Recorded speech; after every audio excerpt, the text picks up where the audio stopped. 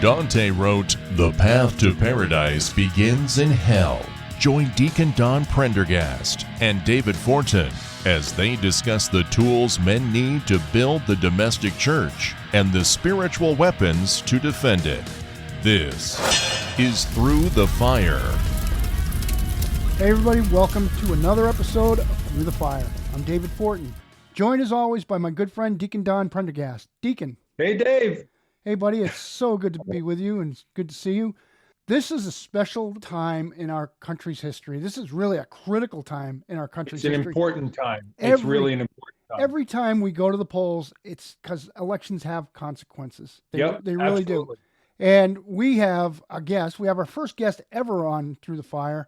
It's my good friend, Father Skip Thompson. Hey, thank you. Deacon Don, Dave, pleasure to be with you guys. It's so great to be with you, Father. Dave, we brought in a heavyweight because this is an important topic. He's a former bodybuilder, so he's got some guns. I know, Father Skip. We've talked so many times now. He's been on my podcast along the way a number of times. Very, very well-rounded story. But what we're talking to you today about is your history. And what that is you were a political analyst, you were a political consultant to municipalities, corporations.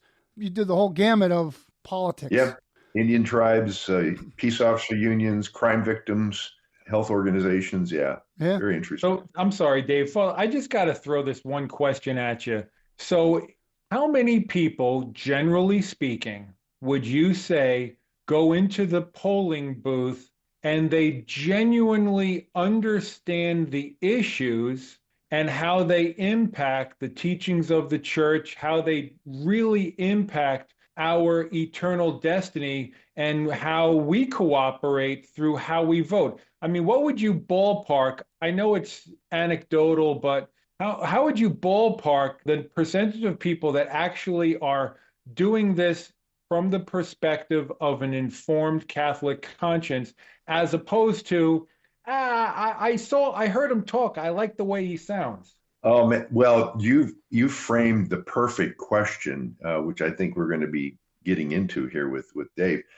I can only say that a minority, a very small minority, really approach it with the kind of cool, calm rationale of, what matters most to me in my faith, as opposed to what's been my kind of emotional, historical family ascription politically to party, or even, I think, as it degrades mostly, and by design, by election politic, and strategy, I should say, election campaign strategy, to appeal to the emotional popularity of one candidate over the other. I mean, they want to present themselves as, so nice and easy to get along with and blah, blah, blah. And, but boy, as far as the issues go, it's crickets. You don't hear anything.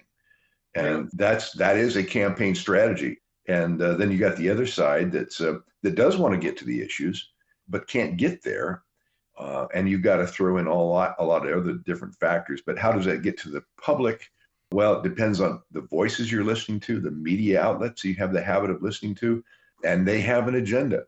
I used to date a press secretary, and she worked for, as they say, both sides of the aisle. And on one side, she got a lot of access to the media with her boss's statements and so on issues of the day. And when she worked for the other side, it was like running up against a wall. So there's definitely a bias there, and depending on news outlets that one may listen to, you'll get a spin this way or that. And so most people don't have even a good sense of the basic issues. No one can be completely informed, but sure, if you know what your priorities are as a Catholic, now that's where I'm coming from, as a Catholic with a well-formed conscience, then the issues these days involve what I call mortal sin in public policy, because we're no longer in a faith-friendly culture where there's a moral consensus. As I grew up, in those days, the major parties, you didn't have much in the way of differences on the major moral issues, dealing with marriage and family, life, abortion, those kinds of things, rights of conscience, freedom of religion, freedom of speech, those kinds of those. Everybody was on the same side of that. And these days, that is no longer the case. And So, we Father, with that in mind, actually, that's one of yeah, the things that Dave and I have talked about in the past in other conversations, where, if I'm not mistaken, so much of the teachings from the saints and so much of the historical teachings of the church direct us in such a way that we should not be making decisions and allowing our emotions to govern how we live our life, but rather we should be making decisions based upon reason informed by faith. So, if I'm not mistaken, when we do allow ourselves to be drawn into decision making based upon emotion, that's very dangerous ground, because if I'm not out of line, I mean, supernaturally, that's the playground where all of the evil influences could start twisting us and turning us around and moving us in a direction that is not aimed towards bringing about the kingdom, but right. possibly bringing about our own destruction. Yeah, and we don't often even recognize that we're being played that way. I don't think Adam and Eve had that idea in the garden. I mean, and this is metaphorical, but I mean, the fruit appealed to them, Yeah. to Eve, and they thought they were doing the right thing. They thought they were doing their best interest, and it was a rebellion against God that way. But we are deceived, and I think that's one of the reasons why God took pity on us. It was like, you know what? These guys were up against the top seraph I ever created has fallen, and they're finite. It reminds me of that very famous expression, the road to hell is paved with good intentions. That's right. You know, if we allow ourselves to be drawn into decision making because, well, this person or this issue makes me feel good, so I'm going to move in this direction, as opposed to whether or not it is inherently good. Yeah, and we'll justify what we want. Our capacity for self-deception knows no bounds. It's that old Simon and Garfunkel line from that old song, The Boxer. A man hears what he wants to hear and disregards the rest. You can build a great case for what you want, and it may not be what's right. So at any rate, I think as we look at what's facing the United States in this upcoming election, you do have clearly two opposites here. Yeah. And we've got to the point now in our culture where the sides don't even want to, well, I should say, put it this way. I often hear the church saying we need to dialogue. And I think a lot of people who would like to talk about the issues rationally, coolly, and with respect want that. But we've got, and because we have a moral compass, we have a ground to stand on. We can discern what's right and wrong because we believe at the end of the day, there is truth to be found and to be sought out. Objective truth. Objective truth. And let's go find that together, you know. Yeah. And so, but we've got another side that rejects that completely, that there is no truth. No, everything is subjective. You have your truth, I have my truth. Yeah. So, and if there's no God, and of course now there's no devil either, so who are you going to demonize? Well, you're going to demonize your opponent. Mm-hmm. And that's why we see the left primarily talking about hate speech, canceling people, don't want a dialogue, don't want to have a conversation. And that, frankly, is where we are. And so we're left with just essentially name calling. And this is a crucial time for our country. For those individuals who have the attitude that they're just going to just chuck it all and sit out everything and not get involved, I was reading the catechism earlier. I'm going to read this, and I just want to get your feelings on this. This is coming from Catechism of the Catholic Church, number 1913 through 1915, where it states, "It is necessary that all participate, each according to his position and role, in promoting the common good. Right. This obligation is inherent in the dignity of the human person. As far as possible, citizens should take an active part in public life." Great. It's kind of, it seems sometimes to be a little bit of an uphill battle to encourage people. It's like, you can't just be a bystander. I fear that you fall into the category possibly of almost even a sin of omission, because you just watch as things unfold in front of you where you could actually do something. Right.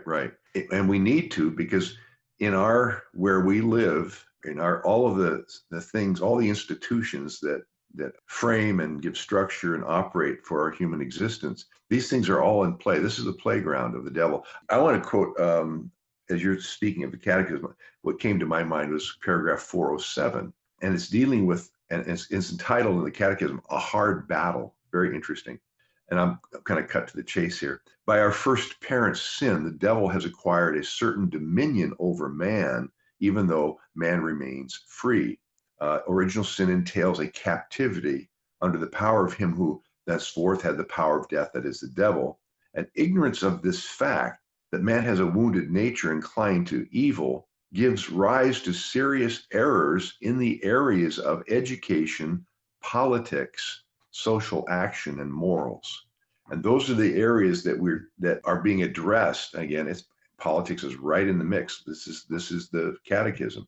And social action, education, morals, all these issues are in play now in a big way, because now we've left a faith-friendly culture, and now we've gone, as Monsignor James Shea from North Dakota, the president of University of Mary up there, says, we've moved from the era of Christendom to apostolic mission. We're no longer an area where our education, politics, social structures, and all that agrees with a certain moral consensus and code about family life and everything else. But now those things are completely up for grabs. And now we're moved back to apostolic mission. We're dealing with an unbelieving culture, but they've heard it before and they don't want to hear it anymore. They have what they want and they want it. And that's why we hear all this stuff about rights and social justice and all this stuff. Always beware of the social justice warriors, I say, because they're not playing with a full understanding of reality. Again, if you don't believe in God, you don't believe in the devil. So who are you going to demonize in your arguments over who gets their way in this discussion? You're going to demonize the opposition and drown them out, overpower them. It's a power play. Right. And that's what we see going on. Let's maybe dive into, I thought maybe I'd give a little bit of sort of a little background to explain where I'm coming from. And I wanted to go back to St. Joseph to draw this, give us a kind of a Catholic context. Remember the year St. Joseph, 2021? Yep. The pandemic was in full sway, I guess. But the Pope declared this. He said, all the faithful have the opportunity to commit themselves with prayers and good works to obtain, with the help of St. Joseph, head of the heavenly family of Nazareth, consolation and relief from the serious human and social tribulations that afflict the temporary world. And I say, amen. St. Joseph, come to our assistance. A man's man for critical times, I might add. His patronages are all in play right now. I don't think we can overstate the danger of the godless ideologies that have overtaken a lot of minds that are generating a lot of these policies that are so bananas that we think we can even change our own sex. Yeah. I speak of gender theory, a little segue there. I'm just moving off to that. I'll leave that away leave to another time. But we're condemning now the church and the social and the personal moral order that it provides. And it's in this campaign, again, a lot of atheism that wants to deconstruct the foundations of our Western civilization. And this is not an overstatement. This is what, again, Monsignor James Shea says, we're no longer in an age of change, although we'd say it's changing very rapidly. He completely flips the page and he goes, we're in a changing of the ages. Yeah. We're moving from a time in humanity where at least they agreed that there was something divine out there, and we could talk about different religions that are all seeking that. But now we're also, and especially in the Western world now, we're so highly developed, we don't have any need for God. And so we don't even think there's a divine to talk about. We don't think there's a truth to talk about. And so now we're left with what I call the fight that St. Joseph is in the middle of. First of all, he's the patron of the universal church. He's the patron of the Americas, along with Our Lady of Guadalupe. He's the patron of the unborn. Now, isn't that a fight we're in? Mm-hmm. Patron of fatherhood, that's been under attack. The patron of families. And this is the interesting one, of those who fight communism. He's in the thick of all that's going on right now. So we need his intercession because we are in, I think, in a fight for our lifetime. And right now we've got a nation coming up in a national election. And I think if you look at the United States and the community of nations, we're kind of like the last man standing, where there's freedom, at least to a certain degree. It's a freedom, though, based on one's own ascription to a moral compass, which we hold to, which I think John Paul II said, we have the freedom to do what's right. If we don't, if we use our freedom for what's wrong, that's called license. And that's what we need get that more. also from that also from 1 Corinthians. Everything is lawful for me, but not everything is beneficial. Right. Paul is teaching that very same principle. Right. Yeah. So we need a moral nation as an electorate, and that's the thing we're at odds with right now. We don't have that moral consensus among our nation's electorate. Those who will vote, we're the framers of our nation built a government of, by, and for the people, with the idea that the government derives its power from the consent of the governed. That's an amazing principle that our country's built on. Well, we actually empower our leaders. That's absolutely. And Father, to that point, I've heard it said many times that as you read through the Declaration of Independence and as you read through the Constitution, you find over and over again references to Deuteronomy, many scriptural references. And I've also heard it said that one of the reasons why we have so much political turmoil in the world today is this country was founded, and the founding documents were based upon a Christian-oriented people. Right. But when you move away from that, now you have a judicial and legal system and societal structure that's designed for people who used to be Christian, but now are, in many ways, leaning in the direction of Luciferian, where I don't need a God because I am my own God. Right. And see, here's the thing. You're getting to it. The framers of our Constitution, many of which were not theists, but deists, they wouldn't necessarily hold to a Christian worldview, although they had a deistic worldview, that there was a divine providence, there was a higher power, whatever you want to call it, but that we were endowed by that creator with these inalienable rights. And so we had this Constitution, this Bill of Rights, a system of checks and balances, because they understood that the human nature was fallen. Right. And it could not be entrusted with power, especially absolute power, which they had experienced with all the monarchies of Europe.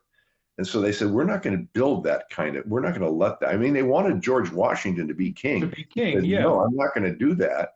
Let's get this. And it took them, after they ended the Revolutionary War, what was it, 1784, 85, something like that. It took them to 1791 to finally hammer out a constitution.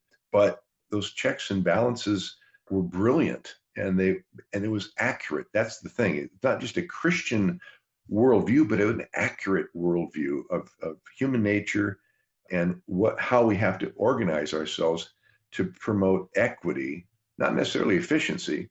It's not an efficient government, but it's not supposed to be that. Right. In fact, it's limited government. Yes. There's no branch of government that has absolute power. And that's part of relationship and understanding of having a relationship with the creator creates, through what you were saying, having a moral compass. God becomes that speed brake, that ultimate checks and balances that would slow somebody down from doing something that is inherently opposed to the divine law. Right. But when you move away from that, you lose that speed brake, you lose those ultimate checks and balances, and now there is no objective reality, there is subjective reality, which means I can be my own God. Right. And so one of the things you were alluding to, I'd like to talk about a little bit, is this, and you'll hear it a lot. Oh, there's a separation of church and state, like the disconnecting from the speed brake. That's a farce. Well, it is a farce. Let me give you a little background on that one. You won't find that in any document. It won't find it in the Constitution, Bill of Rights, any of the founding documents. It comes from, you may know this, but for the viewers, please. It comes from private correspondence of Thomas Jefferson to a pastor in Danbury, Connecticut, who was concerned that this new American experiment was going to be something like Europe, where you had state-sponsored religions under the crown. Whatever the king was, you were. If you're in England, you were Anglican. If you were in Germany, you were Lutheran. If you were French, you were Catholic. If you were Swiss, you were Reformed. And in those countries, the other denominations that were starting to bubble up were all disenfranchised and persecuted. That's why the pilgrims came to America, as they're being persecuted in England and other places. But when we hear this, there's a separation of church and state.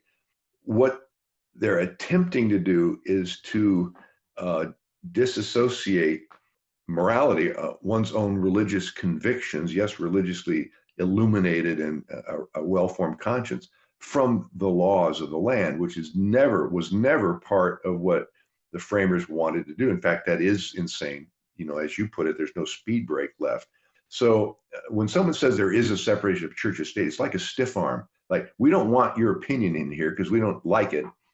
Or they'll say something like, you can't legislate morality. Well, that's just a ruse, really, just to shut us up. Here's the news flash. All law is a statement of moral opinion. Absolutely. Lawmaking is by definition a moral judgment. This is good and should be legal. That is bad, should be illegal. It's inescapably a moral judgment. The only question is, whose judgment will it be? And you rightly point out that if you don't have an absolute truth to which you can connect that moral judgment on, you're left with pure subjective relativism, and that just boils down to what's politically correct. Right. And the loudest voices, prevail, and that's why the media is so important in this thing. I mean, if you take a look at just law in general, right? We go back to common law, which came from England, and then you look at I believe it was Blackwell, which was the foundational principles of the written common law, and all of that was derived from biblical concepts and morality coming from the church. So you're absolutely right. I mean, I agree completely with you. It's a dead argument to say that we can't legislate morality, because all legislation, absolutely, I agree with you, finds its origin in the morality that's derived from natural law, the laws of God and of God's nature. Right. And that's an objective basis for the common good. But if you reject that, then you're left with just a subjective idea that it's what I feel like, it's what I want. Well, it's Luciferian. I will be my own God. And then moving over to another topic that's sort of similar, but one of the things we'll often hear when we make a moral stand, which we must do, otherwise we have no right to complain about whatever we get, is this common verse that everybody knows, but no one knows really what it means, is do not judge. You'll hear that all the time. Oh, you can't judge. Well, here's the rest of the story. Make a note. Go to John chapter 7:24. And Jesus said this: do not judge by appearances, but judge rightly. Now, I've never heard what I'll call a faithful atheist activist ever quote that one, because judgment is necessary. Everyone makes them. I mean, I get judged when I'm told do not judge. They're like saying you can't say this. Well, that's a judgment. But courts, legislatures, unelected bureaucrats, they all make judgments that affect our everyday lives. But the church alone has the competency to make moral judgments, because her judgments rest on the revealed truth of God, ultimately Christ, who reveals God to us and who we hear definitively in the scriptures. So, while we're not connected to the government, the institution of the church is not connected to the institution of the state. That's the separation of church and state that's proper, that Thomas Jefferson was assuring that pastor in Connecticut about. We're not going to have a state-sponsored church. Nonetheless, in every parishioner citizen, there is the unavoidable connection of values and morals learned through our faith that is well-founded, objective, and true, and is for the good of all. And so we must bring this well-formed conscience into the public square. And this is where the constitutional freedom of speech is so vital, because if that's scrapped, then, Katie bar the door. And that's why you would see in any tyranny this immediate confiscation of the media. The government would take over the media. It's simply a propaganda organ for whether it was the Nazis or the communists or whatever, you name them. And the first things they take out is the church. They take out the intelligentsia.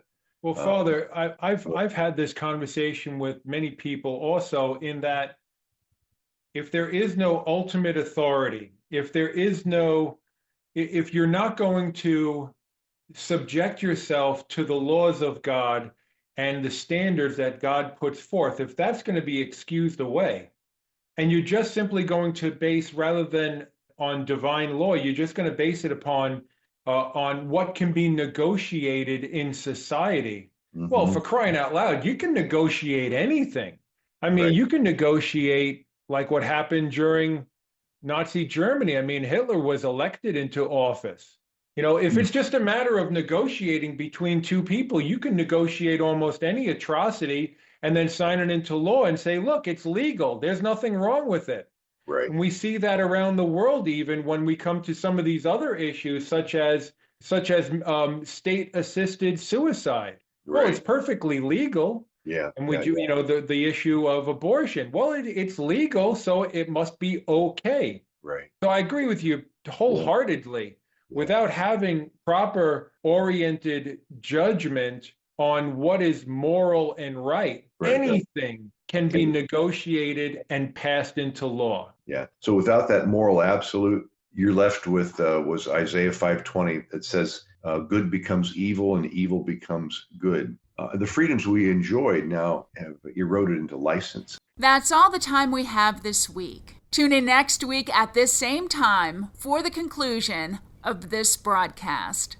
Hey friends, don't forget to check us out on Facebook at Through the Fire, on YouTube at Through the Fire with Deacon Don Prendergast, and Rumble at Deacon Don. Always check us out at www.castingthe.net. And if you have a show idea, go to the Through the Fire tab and you'll see a place for questions. So until next week, may God be with you and God bless you all.